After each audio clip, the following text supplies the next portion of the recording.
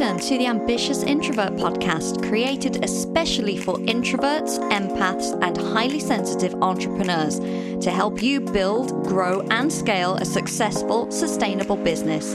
I'm your host, Emma-Louise Parks, business and mindset coach for ambitious introverts.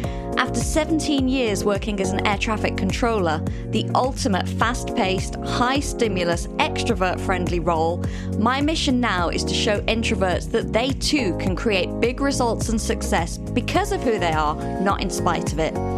I focus on introvert-friendly business and marketing strategy to help you switch overwhelm for clarity, confidence, and clients. Welcome to this week's episode of the Ambitious Introvert Podcast. I'm Emma-Louise, and this fairly short solo episode was inspired by a conversation that I had with a client earlier this week. So I think these are really useful things to share because the conversations that we have behind the scenes or things that I see coming up over and over again for clients, it always makes me think, well, they're going to be coming up over and over again for listeners, other people in my audience, other people growing businesses. So I think it can be really useful just to share a little bit of context in that. So this particular client, who has worked with me for a long time, had done some market research calls with her ideal clients. And I'm going to put ideal clients in inverted commas, air quotes there. So market research calls, super helpful in understanding your ideal client, understanding the language that they use, how they would describe their own struggles, how they would describe exactly what they're looking for. So really great thing to utilize. So this client hopped on some market research calls with these ideal clients. And actually what it ended up doing was it ended up making her doubt her offer and actually wonder whether anyone needed it and would buy it. So we had quite a long conversation back and forth on Slack about this. And then a light bulb went off in my head and I was like, oh, I can see what's happened here. So I'm going to share this with you now. And I'm going to start off by talking about what an ideal client is not. So bear with me. I will get eventually to what an ideal client is, but let's start with what an ideal client is not. So an ideal client is not anyone that you can help. So what had happened in this case is the mistake we had made is the text inviting people to the calls didn't pre-qualify if they suffered with the problem that this client actually solves. So it was more like, hey, would you be happy to jump on a market research call with me? So these people got on the call and she asked them about, do you suffer with this? Do you struggle with this? And they were like, no, it's not really an issue. Or maybe like, yeah, a little bit, but just like whatever, it's not a big deal for me. So this made her think, like, no one really needs what I do. No one's going to pay for this. It's not really a big problem to people. It's not really a thing. Like no one cares about this. What all of these people did, however, is they all discussed various other problems that were different for each person that her work could really help. But in trying to incorporate this into her messaging would make her messaging so general. There would be no specifics whatsoever. So in her mind, she's like, but all of these people need help with all of these things and I can help them. But because we didn't pre-qualify on the call that they needed to suffer with this one particular problem, there was no evidence there that anyone would invest to solve this problem. Now, there is plenty of evidence that people will invest to solve this problem. It's all over the internet there. They are investing in other people to solve this problem, left, right, and center. It's a very common thing. But what can happen is we get so blinded by the people right in front of us or the conversations that we've had that we go, oh no. So the mistake here is she got her ideal client mixed up with anyone that she can help. These people were an ideal client in that they were the right gender to be an ideal client and they were, in the right kind of time of life or whatever to be an ideal client, but they didn't suffer with the problem that she solves. Therefore, we should never have had them on the call because they are not, in that case, an ideal client. I'm going to give you another example of a client I worked with who is a fantastic copywriter. And she really loves to write for coaches and online businesses. But there was one industry that she really doesn't love writing for. And it became a bit of a standing joke because something would always be a bit off when people in this specific industry filled out the form. There would be something that didn't feel good, or on the sales call, she would find it hard work, or they would have a sales call and they would go off with someone else that was niched down to their specific industry. So, of course she could help them. She's a fantastic copywriter. She could write for anyone. But just because she could doesn't mean that she should, right? Because she didn't enjoy it. It didn't flow. It just wasn't what she wanted. They were not her ideal client. I think that's really important to differentiate, because we can help someone doesn't make them an ideal client at all. And when we stand really clear in, this is what I do, and this is who I help, this is what they struggle with, and this is what they achieve after our work together, when we can stand firm in that and know with complete confidence that that person is out there and that our offer gets results, then all of this we can put the blinkers on and not even worry about what other people are saying. So that's the first thing an ideal client is not. Second thing that an ideal client is not is anyone that fits into your niche. So let's take my business, for example. I work with introverts, but not every introvert is an ideal client for me. First off, I don't work with people in corporate. I only work with business owners.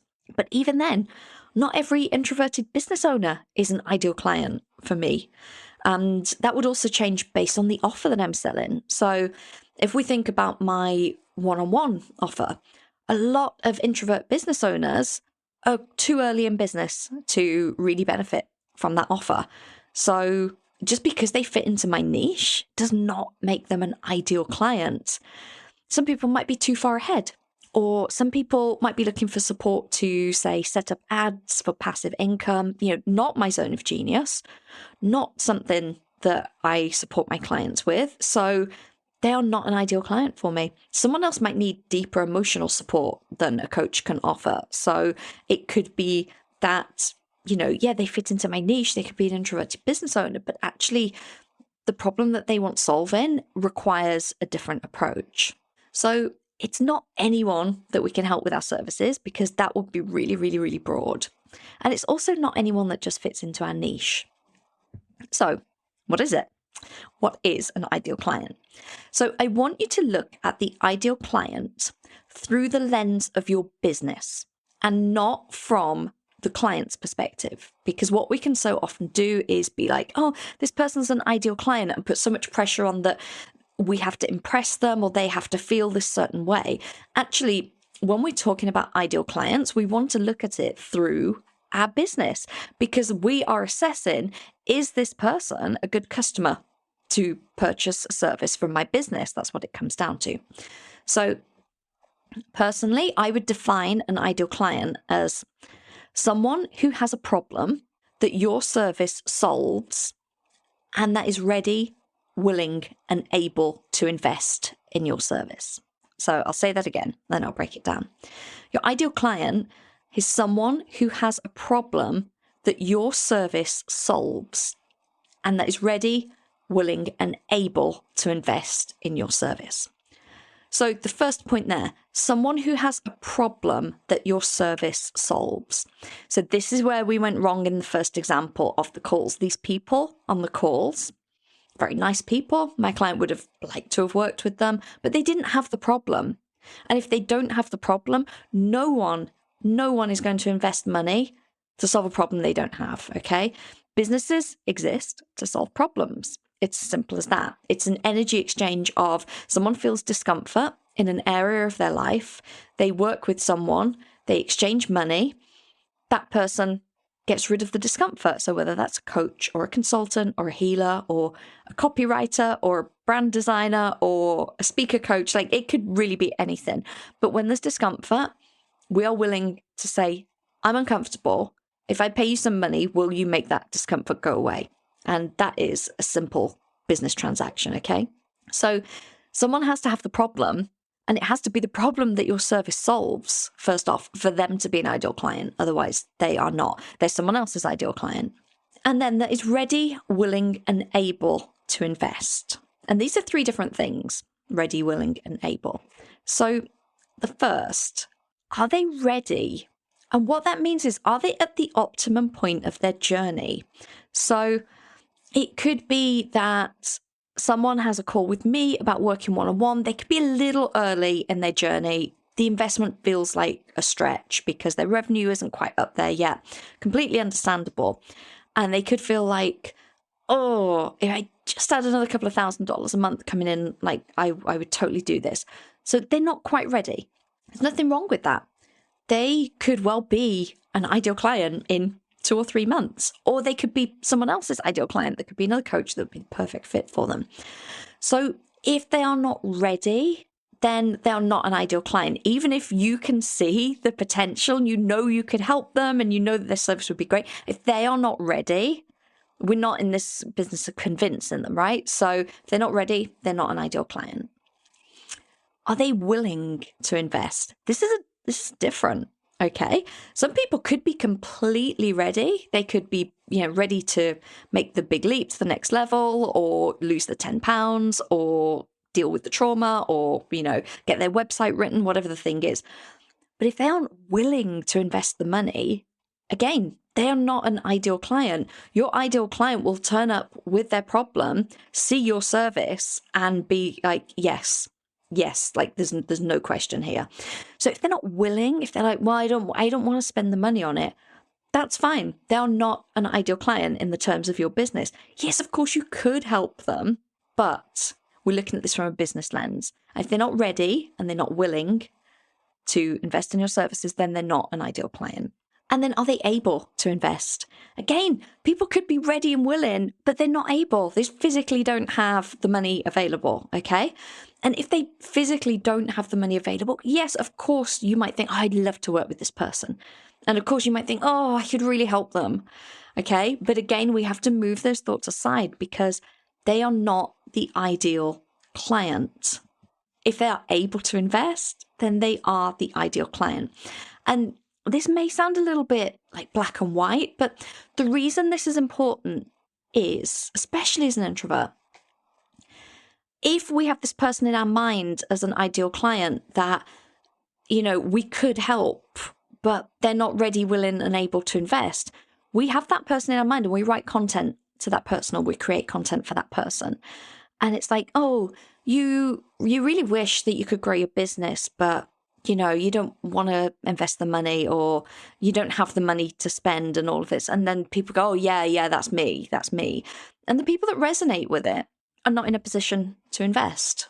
So when we actually look at it through this lens of ready, willing, and able, if that same piece of content could be like, you want to grow your business, now is the time, that you'll get a return on your investment, then you'll attract the people that are in that state. So it's really, really important. And it's not saying that there's anything wrong with those people that are not ready, willing, and able, but it's just understanding that there's no buts with an ideal client. It's not, oh, they're an ideal client, but they don't have the money to invest in me. Because from your business's point of view, that is not ideal.